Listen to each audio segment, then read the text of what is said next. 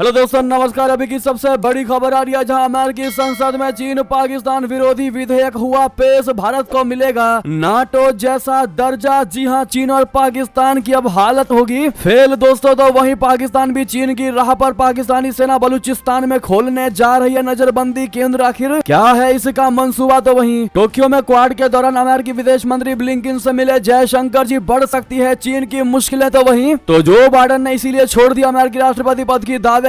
Obama ने दी थी बड़ी धमकी, बड़ा दावा। बताएंगे किसने ये खुलासा किया, एक से एक बड़ी खबर बताएंगे। बस आप वीडियो के अंत तक बने रहेगा। और खबरों में आगे बढ़ने से पहले निरंतर अपने भारत का विकास देखना चाहते हैं तो इस वीडियो को लाइक करके, चैनल को सब्सक्राइब करके, बेल आइकन दबा के कमेंट में जय हिंद अवश्य कहिएगा। बात करें पहली बड़ी खबर की, जहां अमेरिकी संसद में चीन पाकिस्तान विरोधी विधेयक हुआ पेश। भारत को मिलेगा नाटो जैसा दर्जा। दोस्तों, अमेरिका के रिपब्लिकन सांसद मार्को रूबियो ने शुक्रवार को अमेरिकी सीनेट में पाकिस्तान और चीन विरोधी विधेयक पेश किया है। इसके पारित हो जाने के बाद भारत को नाटो देशों के समान दर्जा प्राप्त हो जाएगा। साथ ही अमेरिका भारत की मदद के लिए मजबूर रहेगा। इस विधेयक का उद्देश्य चीन के बढ़ते प्रभाव से निपटना है। साथ ही पाकिस्तान से पैदा होने वाले कथित खतरे से पार पाने के लिए भारत की मदद करना है। इस विधेयक में भारत के खिलाफ पाकिस्तान की तरफ से दी जाने वाली धमकियों के खिलाफ पाकिस्तान की मदद को रोकना है। दोस्तों, अमेरिकी सीनेट में पेश US India defence corporation act Bharat को प्रौद्योगिकी हस्तांतरण करने का समर्थन करता है। इसके अलावा प्रशासन से भारत के साथ वैसा ही व्यवहार करने का आग्रह करता है जैसे कि अमेरिका, इजराइल, दक्षिण कोरिया और नाटो सदस्य देशों के साथ रखता है। इस विधेयक को फ्लोरिडा सीट से रिपब्लिकन पार्टी के सांसद मार्को रूबियो ने किया है। रूबियो इस सीट पर साल 2011 से काबिज है और देश के पावरफुल सांसद है। ऐसे में अमेरिकी संसद में भारत का समर्थन और चीन पाकिस्तान विरोधी विधेयक पेश करना वाकई में भारत के लिए बड़े ही सम्मान की बात है। जहां नाटो जैसा सम्मान भारत को मिलेगा, इस पर आपकी क्या राय है दोस्तों, बताइएगा जरूर। तो वहीं आपको बता दें, पाकिस्तान भी चीन की राह पर चला। पाकिस्तानी सेना ने बलूचिस्तान में खोलने जा रही है नजरबंदी केंद्र। जी हां, पाकिस्तान जुल्म सितम को लेकर अपने दोस्त चीन की राह पर चल रहा है। पाकिस्तानी सेना ने कई दशकों से बलूचिस्तान में अपनी मजबूत उपस्थिति बनाए रखी है। उन्होंने इस क्षेत्र की आबादी को नियंत्रित करने के लिए कई गतिविधियां की है, जिनमें जबरन गायब किए जाने की घटनाएं शामिल है। हालांकि इन प्रयासों के बावजूद हाल ही में डॉक्टर मेहरांग बलोच जैसे नेताओं द्वारा अहिंसक प्रदर्शनों ने बलूचिस्तान के लोगों और सेना के बीच जारी तनाव को उजागर किया है। इसके जवाब में सेना अब नए तरीकों पर विचार कर रही है, जिनमें खैबर पख्तूनख्वा में स्थापित किए गए नजरबंदी केंद्र, बोले तो इंटरमेंट सेंटर्स की तरह बलूचिस्तान में अतिरिक्त केंद्रों की स्थापना शामिल है। बलूचिस्तान में केपीके जैसी नजरबंदी नीति को औपचारिक रूप से देने का प्रस्ताव पहले से ही गंभीर स्थिति में एक चिंताजनक आयाम जोड़ती है। जी हां दोस्तों, अब देखना यह होगा कि पाकिस्तान की सेना चीन की राह पर चलकर क्या निर्दोषों को प्रताड़ित करती है या फिर इस नजरबंदी केंद्र का गलत इस्तेमाल करती है, जो वाकई में जुल्म को छुपाने की बहुत बड़ी प्लानिंग कर रही है पाकिस्तान की सेना और शहबाज सरकार। तो वहीं बता दें, टोक्यो में क्वाड के दौरान अमेरिकी विदेश मंत्री ब्लिंकन से मिले जयशंकर जी। बढ़ सकती है चीन की मुश्किलें। दरअसल जापान में चतुष्पक्षीय सुरक्षा संवाद यानी क्वाड मंत्रियों की बैठक से इतर भारतीय विदेश मंत्री जयशंकर जी ने आज अपने अमेरिकी समकक्ष एंटनी ब्लिंकन से मुलाकात की। इस दौरान भारत और अमेरिका के द्विपक्षीय संबंधों को मजबूत करने पर बल दिया गया। इसके साथ ही क्षेत्रीय एवं वैश्विक मुद्दों पर व्यापक चर्चा की गई। दोनों नेताओं ने टोक्यो में क्वाड यानी कि चतुष्पक्षीय सुरक्षा संवाद देशों के विदेश मंत्रियों की बैठक के इतर मुलाकात की। अमेरिका ने भारत के साथ अपनी रणनीतिक साझेदारी को और अधिक मजबूत करने की इच्छा जाहिर की। इससे चीन को चिंता हो सकती है। बैठक संपन्न होने के बाद विदेश मंत्री जयशंकर जी ने सोशल मीडिया मंच एक्स पर लिखा, टोक्यो में आज विदेश मंत्री ब्लिंकन से मुलाकात कर बहुत अच्छा लगा। हमारे द्विपक्षीय एजेंडा लगातार आगे बढ़ रहा है। क्षेत्रीय और वैश्विक मुद्दों पर व्यापक चर्चा हुई। उन्होंने आगे लिखा कि क्वाड विदेश मंत्रियों की कल होने वाली बैठक में शामिल होने के लिए उत्सुक हूँ। तो वहीं दोस्तों बता दें, पाकिस्तानी सुरक्षा बलों ने बलूचों पर की गोलीबारी। रैली में हिस्सा लेने ग्वादर जा रहे 14 हुए घायल, 200 से ज्यादा गिरफ्तार। जी हां, पाकिस्तान के बलूचिस्तान स्थित मास्तंग में शनिवार को बलूचों के एक समूह पर गोलीबारी हुई और इस घटना में 14 लोग घायल हो गए। बताया गया है कि यह समूह ग्वादर में एक रैली में हिस्सा लेने के लिए जा रहा था। इसी दौरान इन पर गोलीबारी हुई। आरोप है कि पाकिस्तानी सुरक्षा बलों ने इस समूह को निशाना बनाया है। पाकिस्तान के अखबार द डॉन के मुताबिक इस घटना को लेकर सुरक्षा बलों और हमले का शिकार हुए बलूच संगठन बलूच याक जेहती कमेटी यानी कि BYEC के बीच आरोप प्रत्यारोप का दौर शुरू हो गया, जहां कालात के डिप्टी कमिश्नर शायक बलोच ने कहा कि संगठन के बेड़े ने मास्तंग के पास लेवियस चेक पॉइंट पर हमला किया। तो वहीं बलूच याक जेहती कमेटी की प्रमुख बेबर्ग बलूच ने कहा कि जब वे क्वेटा कराची हाईवे से जा रहे थे, उसी दौरान सुरक्षा बल के अधिकारी ने उनके बेड़े पर गोलीबारी शुरू कर दी, यानी कि मातम का माहौल बना दिया है पाकिस्तानी सेना ने बलूचिस्तान में। जी हां दोस्तों, तो वहीं बता दें, ताइवान सम्मेलन को लेकर आखिर क्यों बौखला गया चाइना? अब तक इन 6 देशों को फोन करके ताइवान न आने की दे डाली है धमकी। जी हां, चीन ताइवान में होने वाले एक अंतरराष्ट्रीय अंतर्राष्ट्रीय सम्मेलन से घबरा गया है। इसके लिए चीन के राजनयिक कम से कम 6 देशों के नेताओं पर ताइवान में प्रस्तावित चीन केंद्रित सम्मेलन में हिस्सा न लेने का दबाव बनाया है। बैठक में भाग लेने की योजना बना रहे कई देशों के नेताओं ने यह दावा किया है चीन की ओर से ताइपे आने पर उन देशों को धमकी दी जा रही है। इन देशों में बोलीविया, कोलंबिया, स्लोवाकिया, उत्तर मैसेडोनिया, बोस्निया एवं हर्जेगोविना जैसे देश शामिल है। वहीं एक अन्य एशियाई देश जिसका नाम उजागर करने से इनकार कर दिया गया है। उनके नेताओं ने कहा कि उनके पास ताइवान में होने वाली बैठकों के संबंध में संदेश और फोन कॉल आ रहे हैं जिसमें उनसे पूछा जा रहा है कि क्या वे ताइवान की यात्रा करने की योजना बना रहे हैं। जी हां दोस्तों, तो वहीं बता दें तो इसीलिए जो बाइडेन ने छोड़ दिया अमेरिकी राष्ट्रपति पद की दावेदारी ओबामा ने दी थी। बाइडेन को धमकी, हो गया बड़ा खुलासा। बता दें अमेरिकी राष्ट्रपति बाइडेन ने 21 जुलाई को राष्ट्रपति पद की दौड़ से बाहर होने का ऐलान किया था। उन्होंने उपराष्ट्रपति कमला हैरिस को अपना समर्थन देने का भी वादा किया था। अब अमेरिका के खोजी पत्रकार श्रीमोर हर्ष ने दावा किया है कि पूर्व राष्ट्रपति बराक ओबामा ने जो बाइडेन को अमेरिकी संविधान के 25वें संशोधन के तहत पद से हटाने की धमकी दी थी।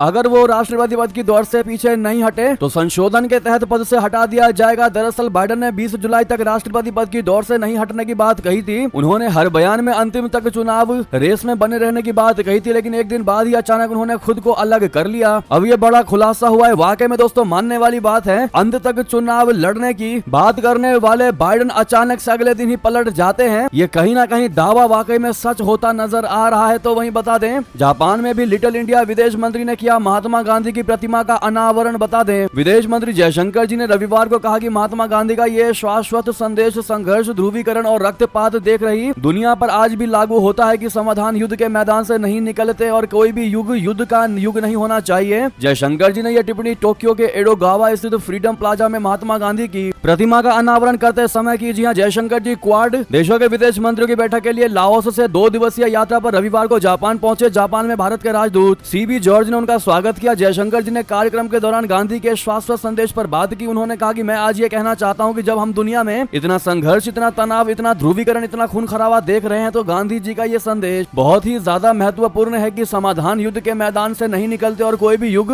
युद्ध का युग नहीं होना चाहिए। यह संदेश आज भी उतना ही प्रासंगिक है जितना 80 साल पहले था। तो वहीं बता दें चीन के खिलाफ टोक्यो में तैयार हो रहा है चक्रव्यूह। अमेरिका और जापान का खास प्लान। बता दें जापान और अमेरिका के रक्षा प्रमुख और शीर्ष राजनयिक चीन से बढ़ते खतरे के बीच अपने सैन्य सहयोग को और ज्यादा मजबूत करने के उद्देश्य से रविवार को टोक्यो में एक बैठक करेंगे। इस दौरान वे अमेरिकी सेना के कमान और नियंत्रण को ठीक करने और जापान में अमेरिका से लाइसेंस प्राप्त मिसाइल का उत्पादन बढ़ाने सहित कई मुद्दों पर चर्चा करेंगे। जापान अमेरिका सुरक्षा परामर्श समिति की बैठक में अमेरिकी विदेश मंत्री एंटनी ब्लिंकन जी और रक्षा मंत्री लॉयड ऑस्टिन ने अपने जापानी समकक्षों योको कामिकावा और मिनोरू किहारा से 2+2 सुरक्षा वार्ता करेंगे। दोस्तों तो वहीं सबसे बड़ी खबर, यूक्रेन दौरे पर जा सकते हैं प्रधानमंत्री नरेंद्र मोदी जी। दावा, पुतिन से मिलने के 45 दिन बाद 23 अगस्त को हो सकती है जेलेंस्की से मुलाकात। बता दे बड़ा ही ऐतिहासिक एक क्षण बनाने जा रहे प्रधानमंत्री नरेंद्र मोदी जी। रशिया यूक्रेन जंग के बीच पीएम नरेंद्र मोदी अगस्त में यूक्रेन के दौरे पर जा सकते हैं। न्यूज एजेंसी पीटीआई की रिपोर्ट के मुताबिक मोदी जी के दौरे को लेकर दोनों देशों की सरकारों के बीच बातचीत चल रही है। हालांकि अब तक किसी भी देश ने आधिकारिक घोषणा नहीं की है। अगर पीएम मोदी यूक्रेन जाते हैं तो 1991 में यूक्रेन के अलग देश बनने के बाद ये किसी भारतीय पीएम की वहां पहली यात्रा होगी। इससे पहले प्रधानमंत्री मोदी 8 से 9 जुलाई को 5 साल बाद रशिया के दौरे पर गए थे। यहां उन्होंने राष्ट्रपति व्लादिमीर पुतिन से मुलाकात की थी। रिपोर्ट के मुताबिक मोदी यूक्रेन के बाद पोलैंड के दौरे पर भी जा सकते हैं। उनकी ये यात्रा 23 से 24 अगस्त के बीच होने की संभावना है। मोदी जी का ये दौरा उस वक्त होगा जब 24 अगस्त को यूक्रेन अपना स्वतंत्रता दिवस मनाएगा। 1991 में इसी दिन यूक्रेन सोवियत यूनियन से अलग हुआ था। जी हाँ दोस्तों, ऐसे में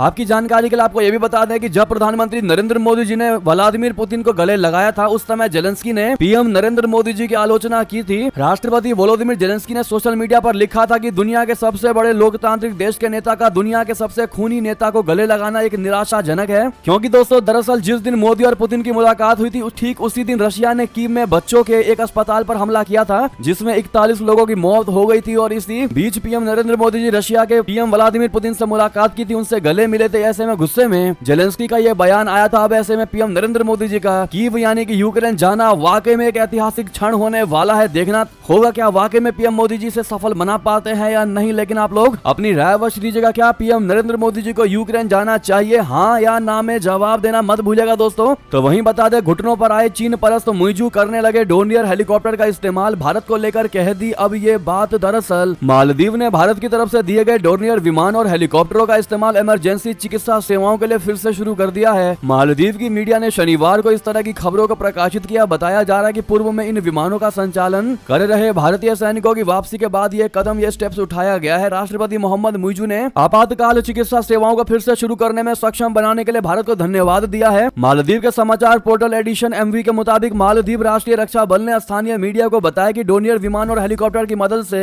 एक बार फिर इमरजेंसी चिकित्सा सेवाओं को शुरू किया गया है। खबर में बताया गया कि इस बार इमरजेंसी सेवा को भारतीय सैन्य दल संचालित कर रहे हैं। जी हां दोस्तों, ऐसे में जैसे ही नए राष्ट्रपति बने थे ये मालदीव के अकड़ दिखाने लगे थे भारत को और भारत के साथ रिश्ते खत्म करने की बात कहने लगे थे मुइजू। लेकिन जैसे जैसे दिन बीत रहा है चाइना उनको आईना दिखाने की कोशिश कर रहा है। चाइना के राष्ट्रपति जिनपिंग मालदीव को पहले की तरह अच्छे तरीके से ट्रीट करते नजर नहीं आ रहे, जिस वजह से अब कहीं ना कहीं मालदीव को यह लग रहा है कि भारत ही उसका एक बेहतरीन और सबसे भरोसेमंद साथी है और भारत से अगर वो दूर चला गया तो मालदीव का अस्तित्व ही नहीं रहेगा। ये मानने वाली बात है और ये बात सिर्फ भारत ही नहीं बल्कि दुनिया भी जानती है, क्योंकि भारत के सबसे नजदीक है मालदीव। किसी भी इमरजेंसी क्षण में किसी भी प्रॉब्लम में भारत ही उसको सबसे पहले कोई भी मदद मुहैया करवा सकता है। बहरहाल दोस्तों, ऐसे में मुइजू जो लौट कर घर को आए वाली स्थिति में दिखाई दे रहे, इस पर आपकी क्या राय होगी, क्या टिप्पणी होगी दोस्तों बताइएगा जरूर। तो वहीं बता दें भारत को सुखोई 75 चेकमेट लड़ाकू विमान बेचना चाहता है रशिया, लेकिन भारतीय वायुसेना हट रही है पीछे। आखिर क्या है ऐसा कारण? दरअसल रूस अपने पुराने मिग-29 लड़ाकू विमानों के बेड़े की जगह भारत को अपने Sukhoi 75 checkmate light tactical fighter बेचना चाह रहा है, लेकिन मॉस्को के लगातार प्रयासों के बावजूद भारतीय वायुसेना ने इस प्रस्ताव पर सकारात्मक प्रतिक्रिया नहीं दी है। भारत की हिचकिचाहट का मुख्य कारण सुखोई 75 को लेकर अनिश्चितता है। अभी तक इस हल्के लड़ाकू विमान ने अभी तक अपनी पहली उड़ान नहीं भरी है। रशिया ने 2021 में पहली बार चेकमेट मॉडल का प्रदर्शन किया था। उस समय भारत को एक संभावित ग्राहक के रूप में स्थापित किया था। हालांकि उस समय तक लड़ाकू विमान केवल एक मॉकअप के रूप में ही मौजूद था और इसका कोई वास्तविक प्रोटोटाइप नहीं था। जी हां दोस्तों, इस महत्वाकांक्षी परियोजना का लक्ष्य 2028 या 2029 तक पहले 5 प्रोटोटाइप का निर्माण करना है। हालांकि इनका समय पर तैयार होना एक प्रश्न बना हुआ है, लेकिन ये साफ दिखाता है कि भारत रूसी विमान परियोजनाओं से दूरी बनाने का इरादा रखता है। तो वहीं बता दें लोकसभा में बदलेगी टीएमसी के बैठक की जगह, लोकसभा स्पीकर से पार्टी कर रही है बातचीत। आखिर क्या है इसकी वजह बता दें। क्या लोकसभा में ममता बनर्जी की पार्टी टीएमसी के सांसदों की सीटिंग अरेंजमेंट बदलने जा रही है? चर्चा तो कुछ ऐसा ही है। लोकसभा में सीटों को लेकर टीएमसी और लोकसभा अध्यक्ष ओम बिरला के बीच अलग से बातचीत चल रही है। टीएमसी इंडिया गठबंधन का हिस्सा है, लेकिन फिर भी वो अपनी अलग अलग पहचान बनाने की कोशिश कर रही है। टीएमसी बीजेपी विरोधी पार्टी के रूप में अपनी पहचान बनाना चाहती है। लोकसभा स्पीकर ओम बिरला ने इंडिया गठबंधन को सीटिंग प्लान दिया है, लेकिन इसमें टीएमसी को शामिल नहीं किया गया है। हालांकि ममता बनर्जी की पार्टी विपक्षी गठबंधन का हिस्सा है और उम्मीद है कि वो उसी ग्रुप में बैठेगी, लेकिन अलग सीटों की बात से पता चलता है कि टीएमसी स्वतंत्र रूप से इसके लिए बातचीत कर रही है, भले ही वे एक ही पंक्ति में हो। जी हाँ, आखिर टीएमसी के मन में क्या है जो ऐसा करने जा रही है? आपको जो भी लगता हो दोस्तों कमेंट में लिखकर अवश्य बताइएगा। तो वहीं पेरिस ओलंपिक में लहराया तिरंगा, शूटिंग में मनु के मेडल जीते ही झूमा पूरा देश। जी हाँ, भारत की युवा शूटर मनु भाकर ने पेरिस ओलंपिक में कमाल कर दिया। उन्होंने 10 मीटर एयर पिस्टल इवेंट में ब्रॉन्ज मेडल जीत लिया। पेरिस ओलंपिक में भारत का यह पहला मेडल है। मनु ने पहली बार ओलंपिक में कोई मेडल जीता है। इससे पहले वो कॉमनवेल्थ गेम्स में गोल्ड जीत चुकी थी। मनु की इस